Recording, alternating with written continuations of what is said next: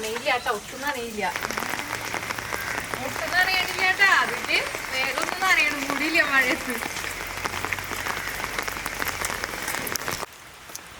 അപ്പൊ ഇതാണ് നമ്മുടെ വീട്ടിൽ വെച്ചേക്കണ ലൊക്കേഷയുടെ ഗാർഡൻ. നമ്മൾ ഗാർഡൻ സെറ്റ് ചെയ്തിരുന്നതാണ് എലിഞ്ഞിയുടെ കടക്ക് നമ്മൾ ചെയ്തേക്കുന്നത് കേട്ടോ.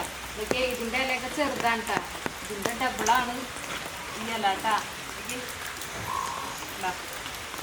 ഇതിന്റെ ഒന്നുമില്ല, അത്രയും വലിയ ഇലയാണിത്.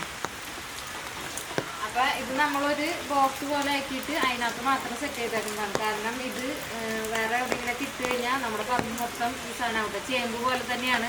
അപ്പം അത് മൊത്തം പറമ്പൊക്കെ നിറഞ്ഞ് നാശാവൂട്ട. അപ്പം നമ്മളിത് അതില്ലാണ്ടിരിക്കാൻ വേണ്ടിയിട്ട് ഞാൻ ഇതിൻ്റെ വിത്തുകളൊക്കെ ചതച്ചരച്ച് കളഞ്ഞാണ്. പക്ഷെ അതിനകത്ത് ഒരെണ്ണം പെട്ടിട്ട് ഞാൻ വേച്ചുള്ളിയിൽ കൊണ്ടിട്ട് കഴിഞ്ഞപ്പോൾ നല്ല അതവിടെ കിടന്ന് വലുതായി വന്നതാണ്. അതിൻ്റെ എല്ലാം ഈ നിൽക്കുന്നത്. നല്ല വളക്കൂറ് ചെന്ന് കഴിഞ്ഞപ്പോൾ വേച്ചുള്ളിയിൽ ഇട്ട് വെച്ചിരുന്നത്. അപ്പം വളക്കൂറ് ചെന്ന് കഴിഞ്ഞപ്പോൾ ഇത്രയും വലിയല്ലേ.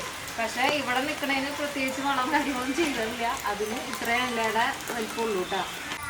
പ്രാന്തിൻ്റെ അമ്മയ്ക്ക് മയിലാട്ടമ്മ പുലിയാട്ടം. അപ്പോൾ ഇത് എന്നെക്കാളും വലിയ ഇല കേട്ടാ. ഞാൻ നിന്നാൽ പോലും കാണില്ല കേട്ടോ, അത്രയും വന്ന ഇലയാണ് എടുക്കാന്ന്. വട്ടം കറങ്ങാം.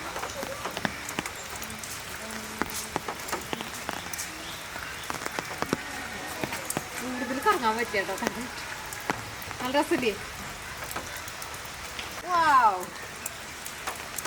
സൂപ്പർ.